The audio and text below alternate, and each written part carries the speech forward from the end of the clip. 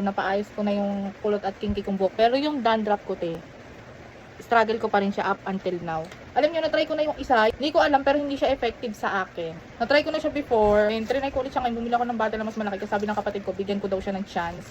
Try ko daw gamitin ng mas matagal. Hindi talaga siya may effective. Ito talaga yung may effect sa akin. Medyo pricey kasi ito, pero super effective na ito mga mi pagdating sa aking dandruff. Pag gumamit ako na ito automatic, wala talaga yung dandruff ko. Kaso nga lang kasi, ang pricey na ito. Pero sulit siya kung yung mga problema nyo yung psoriasis ba yun? Yung grabe na, hindi na siya normal nagdandruff kasi nagpi-flaky na talaga yung aking anit. Tapos makati siya, pag kinamot ko siya, nagsusugat na. Tapos ang kakapal ng flaky, parang pinipig yung aking dandruff. Ito yung ginagamit ko guys, si Nizoral, yung ketoconazole na anti-dandruff na shampoo. Gagawin ko na siyang maintenance, gagamitin ko siya 3 times a week. Effective nga kasi siya sa akin. Yung isang ganito, isang sachet, 70 plus ko siyang nabili. And sulit naman siya kasi nga lang, pricey siya. Pero kapag dandruff ay matindi talaga ate ko, kailangan mo na nito. Huwag mo nang patagalin na lumalapay ang katulad nung sa akin. Inantay ko pa. Nag-try pa ako ng iba, binigyan ko pa rin ng chance yung isa kaso nga lang hindi talaga siya effective sa akin. Pero ito, unang try ko pa lang dito, effective na siya. Kaya ngayon bumili na ako ng 3 kahit na pricey siya.